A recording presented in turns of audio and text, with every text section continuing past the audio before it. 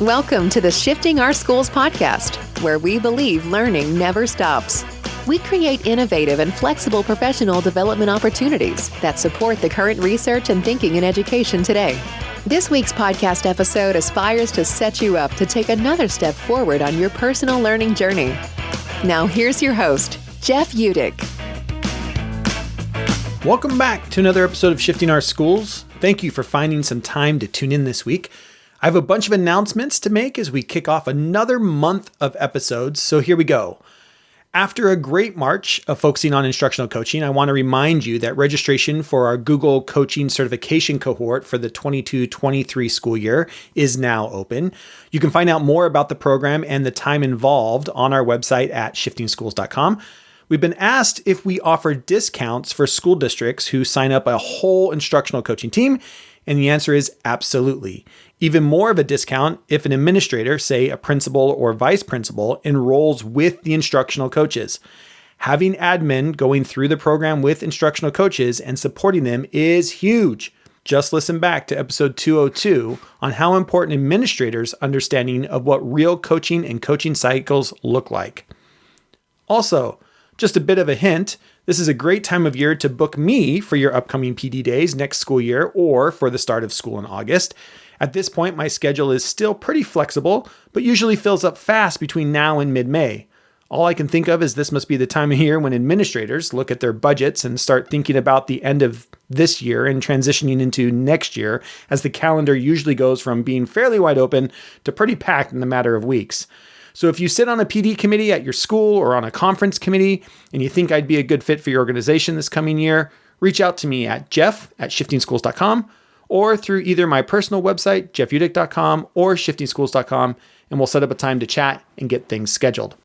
If you weren't able to catch my free webinar last week on the value of connections in learning within the Teacher Wit community, no worries. We recorded it and it's waiting for you within the community. Just join at teacherwit.com, and once inside, you'll see the recording and a link to the slide deck as well. You'll also want to join Teacher Wit, as my next free webinar within the community will be April 19th at 12 p.m. Pacific Daylight Time. That's UTC-7, and it'll be titled Using Portfolios as an Assessment for Learning. I hope you can join us live, but if not, we'll record it for you as well. Thank you to Teacher Wit for being a sponsor of the Shifting Our Schools podcast. Teacher Wit, creating an inspiring community of educators. Also, I'm proud to promote the upcoming Learning 2 conference, a conference that I helped to get started back in 2007 and still sit on the board of today. This year's virtual conference will be held on April 23rd from 9 a.m. to 4:30 p.m. China time. That's UTC +8. To be inspired and learn more about the conference, I recommend two places to go. First, go to YouTube and search for Learn to Talk. That's Learn, the number 2, Talk, all one word, Learn to Talk. And from there, explore some of the powerful 5 to 10 minute talks given by educators and students over the years. And or if you are a podcast junkie, and hopefully you are as you're listening to this podcast, check out the Learning 2 podcast at the link in the show notes, where my good friend and colleague Tricia Freeman is interviewing educators who have given Learn 2 talks at the conference and get a behind the scenes feel for what the conference is like and how it's impacted educators over the years. All right, enough with all the announcements. Let's talk about our lineup of guests we have coming up for you. We got a little something for everyone over these next couple episodes. Today, we talk with Jack, the creator of the podcast Darknet Dairies, a very cool storytelling podcast about information and cybersecurity. I have a great conversation with him about podcasting, how he got started, and in the show notes, you'll find resources to learn more from Jack and to support students who might want to go into information and cybersecurity as a career. Next week, our guest is Dr. Gaither from Duke University, talking about her research around identity and helping students understand their multiple identities and how that leads to more creative students. And 2 weeks from now, we have Kyle and John Hattie talking about their research and new book, 10 Steps to Develop Great Learners, Visible Learning for Parents. I'm super excited to have them on the podcast and for you to get to learn from them as well. If there's a theme that has emerged out of these episodes, it's one of being creative and the power of supporting creativity in students. In today's episode, Jack talks numerous times about how one project led to another project that led him starting a podcast that has over 400,000 downloads and counting. And his advice to students: just start creating stuff. I hope you enjoyed this episode with Jack from the Darknet Dairies podcast. And with that, on with the show.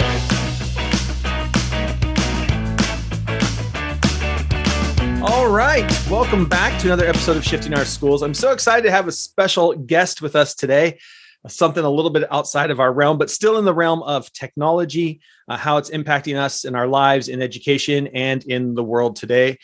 So I'm excited to have on the podcast Jack. He runs his own podcast. I'm going to let him kind of tell his story of how he got into podcasting and maybe even some stories along the way. So Jack, welcome to the podcast. Give us a little maybe background on how'd you get into this and what are you doing with it today? Sure. Thanks for having me. I graduated from university in a bachelor's science degree with computer engineering was the primary, and had trouble finding a job, but then eventually got a certification in Cisco, which got me a job in a network operations center. And then from there, I spent about 10 years working there and getting more certs and working my way up to become a network security engineer. And as I went through that, I got really interested in hacking and hackers and cybercrime and this sort of thing, and eventually made a podcast, which is what I do full time now. The podcast is called Darknet Dairies. And I try to do almost like a documentary style storytelling way of telling cybercrime stories, basically, right? It's like true crime meets cybercrime. So there's thrilling, adventures and drama and excitement, all while, just talking about someone sitting at a computer doing crazy things. So that's what I do now. And that's the kind of short version of it. Now, these certificates did you go back to university, or were they certificates you did online through like Coursera or Open University or something like that? Yeah. So after like 10 years after I graduated, I was like, man, my skills are kind of lacking. I need to refresh somehow. And so I found a local school that was doing a boot camp. Oh, cool. It was a 1 month long training session that got me Cisco certified. And I've done some other ones since then, which were all 1 week boot camps, basically. Okay. After a week, I got another certification. I love that, because I think that's something that, as educators and just, educating the next generation, this idea that you went to university and then on top of that, you go and find these certificates, right? And they're week-long boot camps, or you could do a day-long boot camp. Like there's a lot of different ways to upskill your level outside of, I would say, the traditional university system. Not always, but there's other avenues out there that I think we have to remind ourselves, especially when you get into some of this stuff like tech security and internet security stuff. So that's pretty cool. For educators who are listening, who are trying to maybe nurture students who are interested in podcasting, podcasting is big. You do it full time now. You make I suspect you make a living off it. You're doing it full time. What are some maybe just insights you might have for educators who are trying to support students who are into podcasting? I think you touched on it a little bit, that really what you are is a storyteller. Yeah. Well, I really think at my core, I'm a teacher like that. When you break it down and say, what's the number one driving fundamental thing of what's your reason of doing this, right? It's to teach people. And how do I do that? I hide the broccoli with the stories, right? And it makes it fun and entertaining to learn new things. Yeah. And so, one of the things when I was an engineer, I made like some, promises to myself that I want to teach more people more things, right? And I could have gone to a community college and had a class of 20 people to teach to 20 people things, but by putting what I know and teaching what I know online, now I'm teaching hundreds of people, thousands of people. My podcast now reaches 400,000 people, right? Wow. So every week I get people saying I've completely changed my career to go into network security or cybersecurity. And yeah, it's amazing to have the impact to get people into this field, to get people learning new things when it comes to cybersecurity, all through storytelling. So it is wild. Yeah. But yeah, I mean, I think when it comes to podcasting, it's kind of an art form, and there's a craft to it, and it's not something that you can just sort of pick up the mic and away we go. Let's do it. There, it takes time and it takes skill. But I think anybody who has that creative thread inside them and is interested should absolutely just start doing stuff. It's as easy as there's an app on your phone called Anchor that you can download, and it's a free app, and you can publish your podcast for free all through this app. So, I mean, there's really no equipment you even need at this point, and you can even have like sort of a phone call over Anchor to interview other people and stuff to make it all happen. And so, yeah, I mean, it's as easy as it can be at this point. And then just getting it going and practicing is really the main thing. So start early and keep it up. Yeah. And just figure out what works for you, figure out your workflow and, whatever you use, in post-production. But you're right. It's so easy to get started and to even have kids who are interested in high school, middle school, high school can get started, playing around with this idea. I'm just wondering, like, if you think back to like your K-12, kind of education, do you feel like you were always a storyteller?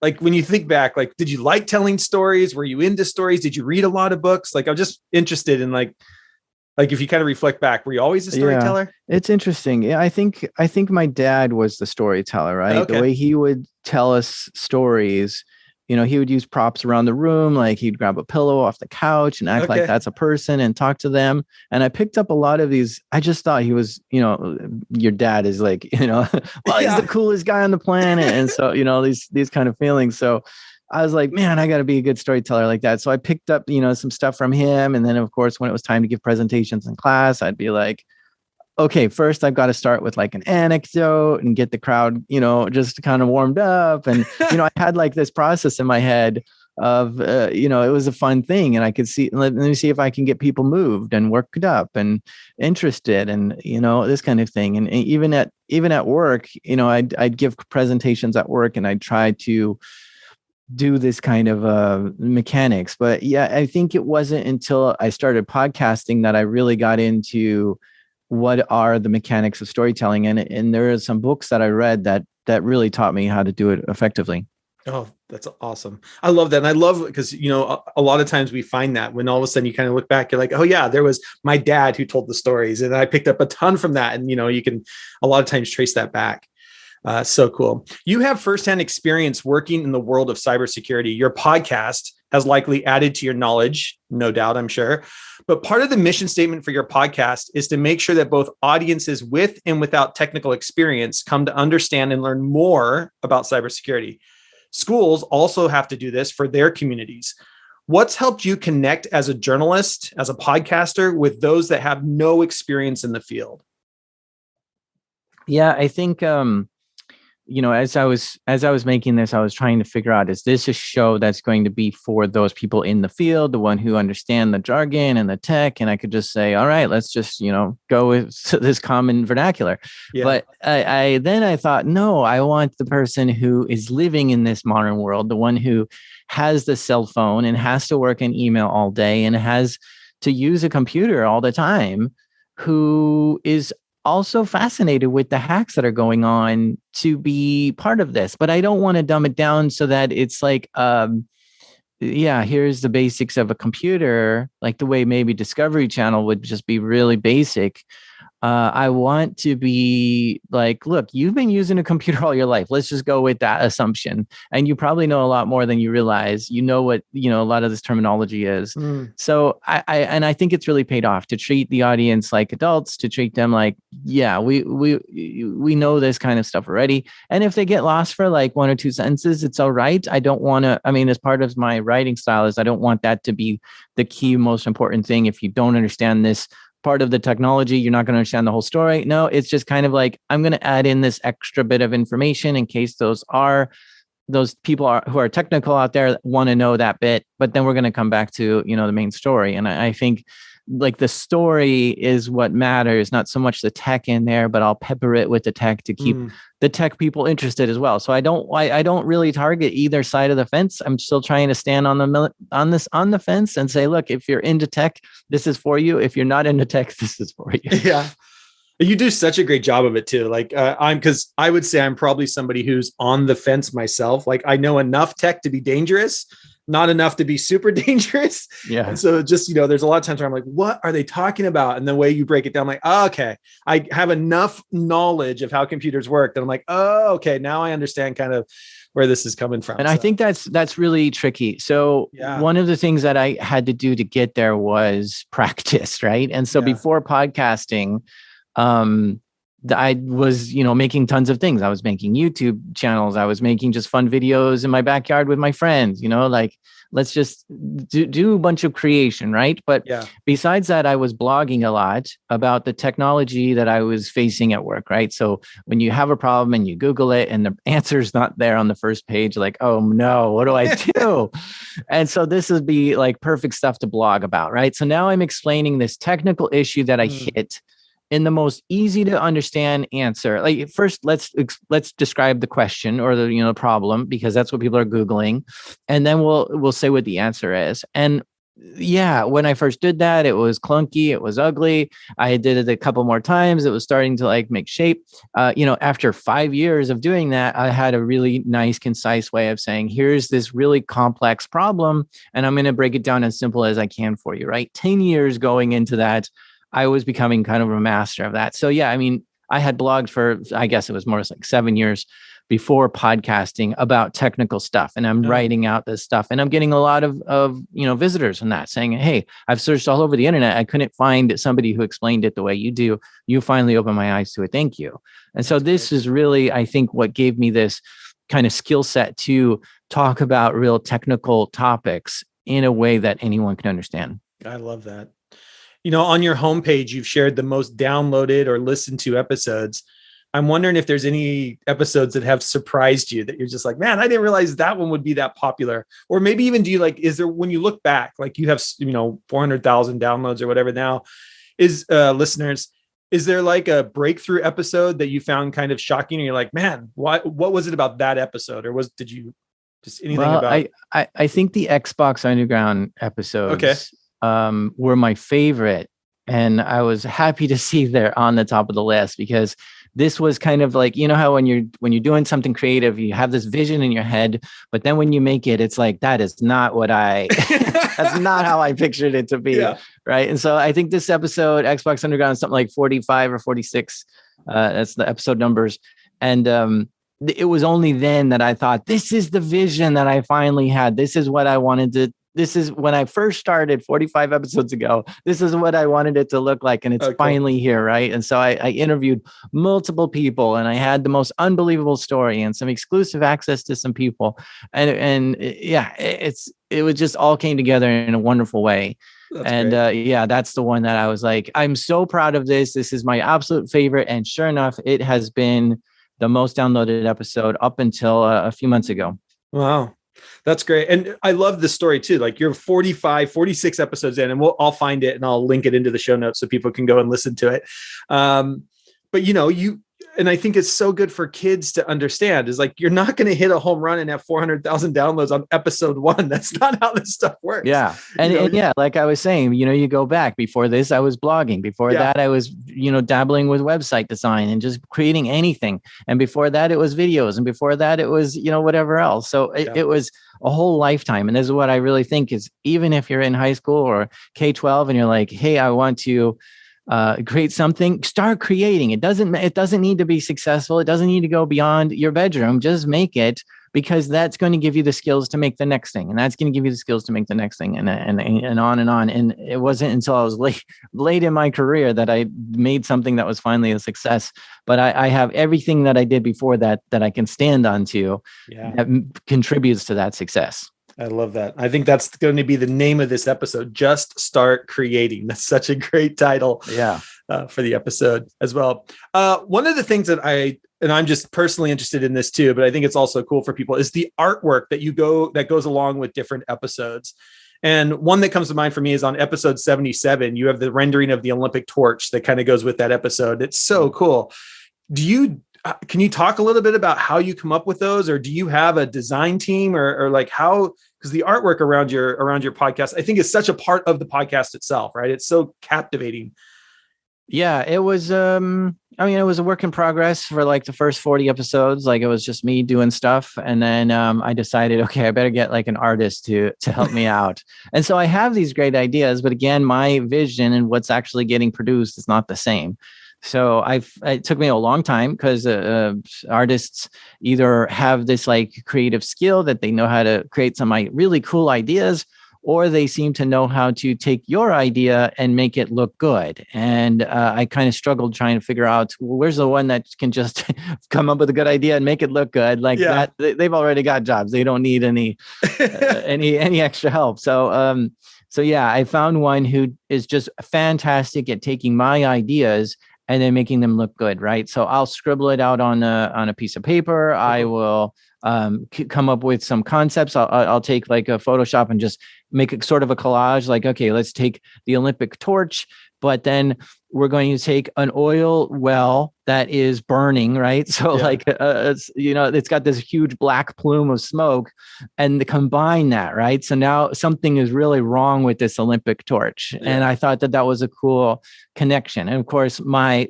idea was just that. And then I gave that to the graphic designer, and he did it. And I said, okay, now let's add some sort of digital element to this. Let's put some like electronic circuitry in the smoke somehow. Oh, cool. And that was added. And, he kept thinking, oh, I'm done. I'm like, no, I think we can it'll make the smoke, more plumage and stuff. So I keep giving, some feedback, and it comes back. And eventually I'm like, okay, that's good. Let's go with it. So yeah, I mean, it is a process, but I think I do all the kind of inventing of the concept. And then it's the artist who kind of just executes on that. How long is your production from, say, recording, graphic design, post-production, and release an episode? Like you run about a month? Oh, no. Well, I mean, I do episodes every 2 weeks, so I've got to be faster than that. Okay. I mean, it takes over a week to do it all. Okay. Sometimes it takes me a year to get a guest, and I'm tapping them on the shoulder like over and over, like, hello, can I interview you, please? Yeah. And I get nothing. So eventually, okay, fine. Well, come on.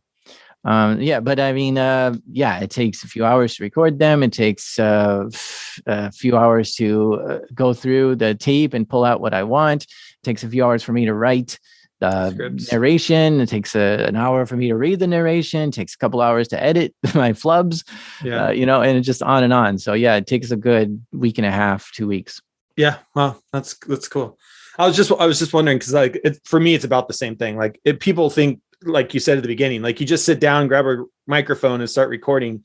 But there's a lot of time that goes into writing the script, reading the script, making sure everything sounds the way you want it to sound. Like there's just a lot of hours that go into producing a high quality podcast. And and there's so much back channel stuff happening, right? Like I've got to go to a conference, and I don't know who I'm going to meet at the conference, but at the conference could be the next best guest I ever have, right? So just going through that, or, I hear that there was someone who was arrested. So now let's start corresponding with them in prison. And maybe in a year from now or 2 years from now, when they get out of prison, they'll want to give me their story, right? So I mean, there's just tons of wrangling going on, and serendipity, and just other stuff that just being out there and doing stuff makes it happen versus staying and doing nothing.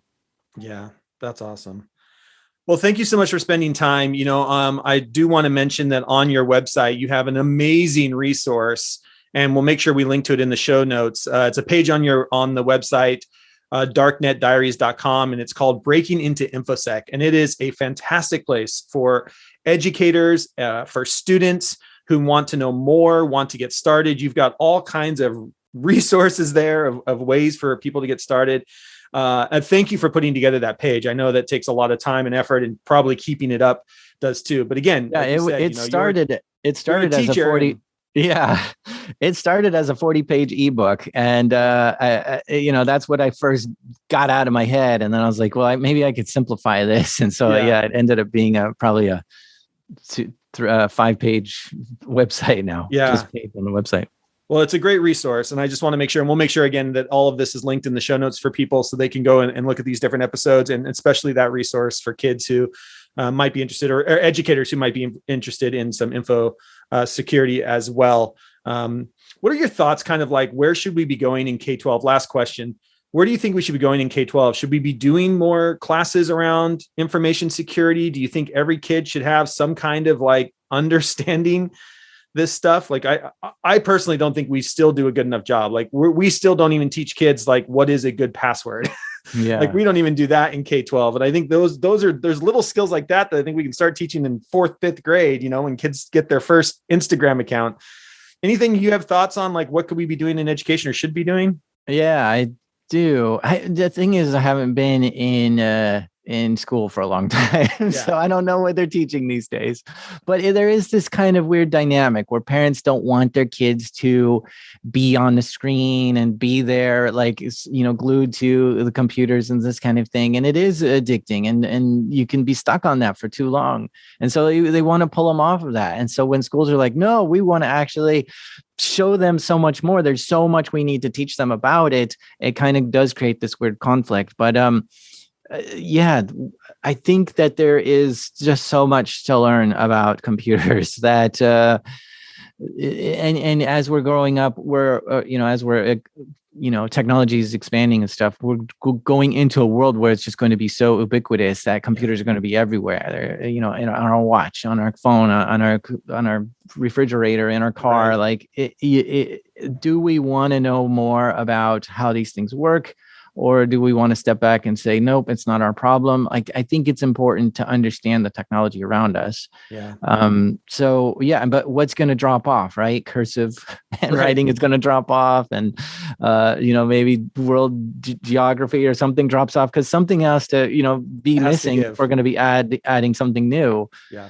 But who knows? But I do think that computers are such a vital thing in our current digital age that they absolutely should be a requirement and not just an elective. When I was in school, it was an elective. So I don't know where it is today, but still an elective.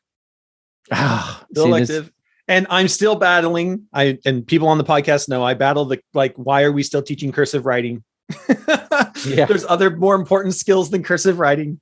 Like, we don't teach typing in school, but we still teach cursive writing. So, there's, and to your point, the computers we spend way more time interacting with computers than we do with cursive writing on a piece of paper these days. But legacies, sometimes, it's our legacy. Mm-hmm. Yeah, our legacy coding in education. We can't let go of some of this stuff. I'll tell you. I think at some point, typing is probably even going to be I agree. A relic, and it's all going to be voice activated or just gestures with your hands in the air or something. So it's just, you got to adapt as we go. I agree. Well, thank you, sir, for spending some time with me. I appreciate it. We'll make sure there are links to everything. Again, podcast is darknetdiaries.com. You can find it in the Apple Store, Google Store, everywhere that podcasts can be found and played. And thank you, Jack, for taking some time. I appreciate it, and keep doing the great work. Yeah, well, thanks all the educators out there that are teaching people. It's a great thing that you're doing. So thank you. We hope you've enjoyed this episode of Shifting Our Schools. If you found this episode helpful or inspiring, please make sure to subscribe and leave the team a 5-star rating. If you want to learn more about the Shifting Schools team or download our free resources, head over to shiftingschools.com to see what's on offer now. Thanks for listening, and we'll catch you next week for another episode to keep rethinking the shifts our schools need.